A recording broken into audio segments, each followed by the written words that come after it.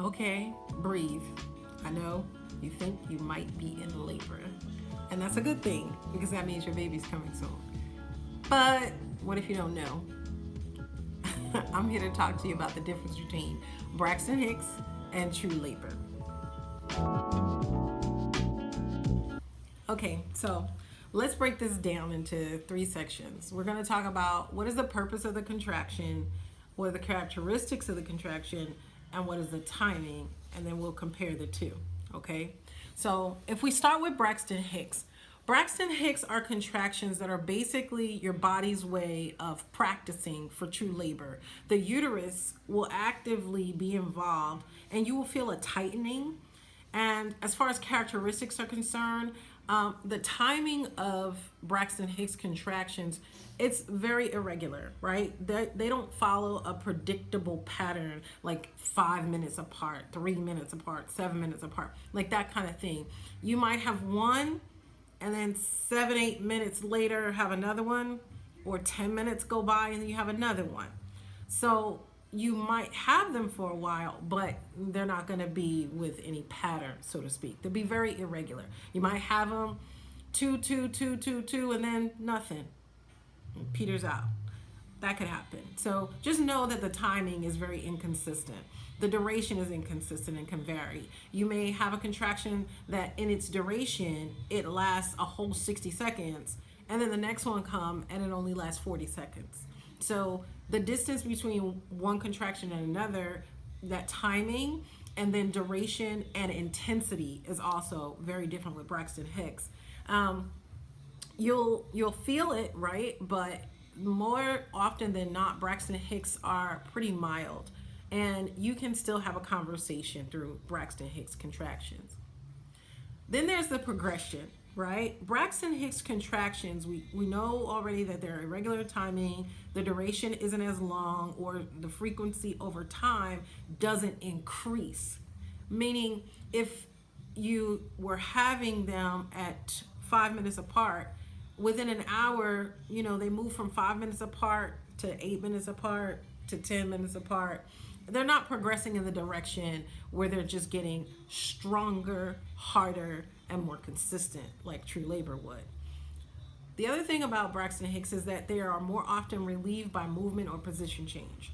So if you are sitting in a certain position and you're having some discomfort and you're thinking I might be in labor, get up, shift positions from standing to sitting, maybe even do some squats. If you have a birthing ball, some people have those at home now. You can sit down in a chair, but definitely position change often will help it subside. Lying down, taking a nap, those things can help you know whether or not you're in true labor or not. The major thing with Braxton Hicks is that there's no change in your cervix when you're having Braxton Hicks. Now, you're not going to know that because most people don't do their own cervical exams. But that's the thing that we look for in a birthing setting, is that we would examine your cervix, we'd wait 2 hours, and then we'd examine again, 2 hours, hour and a half. We examine again to see if there's been change in your cervix. Now, overall, what are we looking for, right? Everybody knows that in labor, your uterus has to contract and your cervix has to dilate to 10. Everybody knows dilate to 10, right? But there's more that we look for. We look for dilation and effacement. Now, if your uterus is shaped like a pear and the neck of the pear is facing down, the neck of that pear has to thin out. It has to get thin, kind of like the ridge of my scarf. And then if I were putting my fingers in, I could feel the ridge and then the baby's head. That's how thin it would be at 10 centimeters, right? So when you first start your labor, though, it's pretty thick.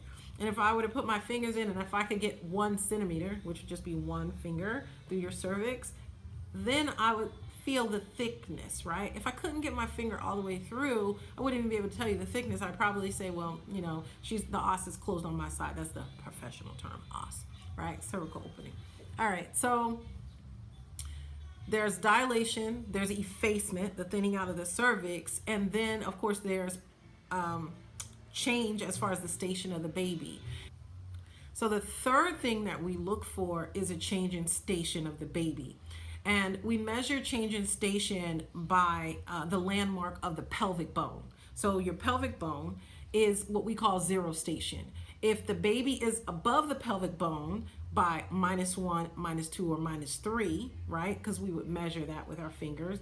And then if we go to check, but the baby's head is past the pelvic bone, then we would say +1, +2, +3, and out.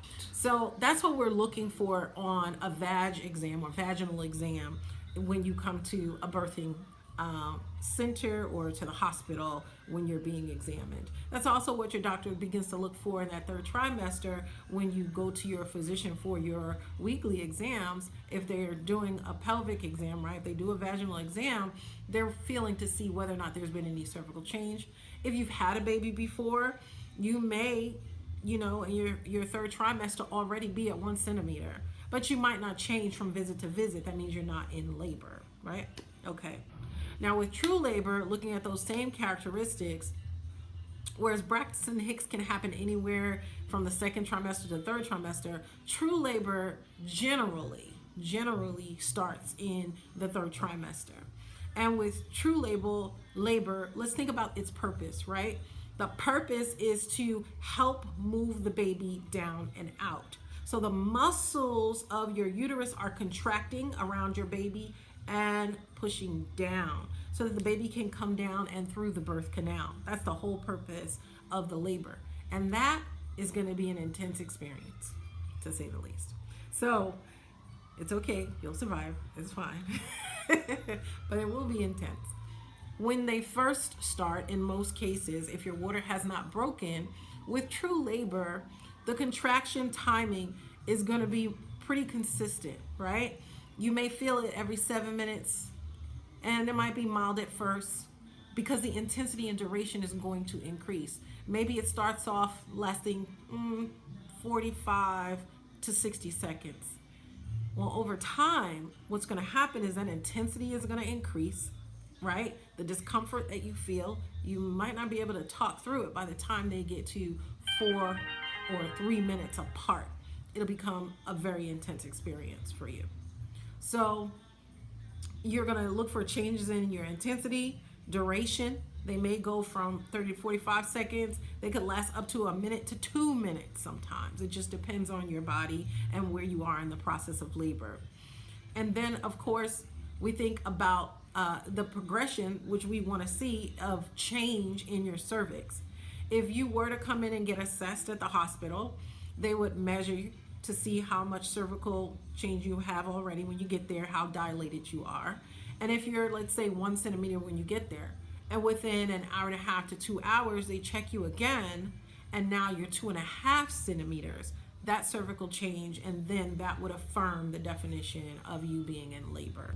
So again, the purpose of the contractions in Braxton Hicks' praxis, the purpose of your contractions in true labor is to actively move the baby down and out through the birth canal. The characteristics are a little different in that in the timing, intensity, and duration for Braxton Hicks is, they're more further apart and they're not as intense, and you can talk usually through them. True labor, yes, you probably can talk during the early stages of labor through a contraction. But once you get into the later stages of labor, out of what we call the latent phase into a more active phase where you're probably like 6 centimeters or so, you're not going to be talking through those contractions. You're just going to be breathing. Hopefully, breathe. Breathing is important because you breathe for you and the baby, so please breathe. But yes, the intensity, duration, timing is going to increase. You'll have them more frequently, they'll be more intense, and they will last longer. And the relief that comes with Braxton Hicks by moving, shifting positions, resting, and drinking water, that's the other thing, because sometimes people get Braxton Hicks simply because they're dehydrated. So ask yourself, am I dehydrated? Can I drink some water and see if I get some relief from this before I make a decision about whether or not I'm ready to go to the hospital and have them affirm, right? By all means, I don't want you to use this video to replace medical advice. Although I'm a nurse, I'm not your practitioner. So if you have any concern that you're in true labor, definitely call your physician. But please know that with true labor, there will be a change in your cervix versus not. I hope that helped you guys out. If you have additional questions, or if I said something that you need more clarity around, just leave a comment below. And that way I can be sure to try to answer your questions. Thank you. I look forward to seeing you guys later.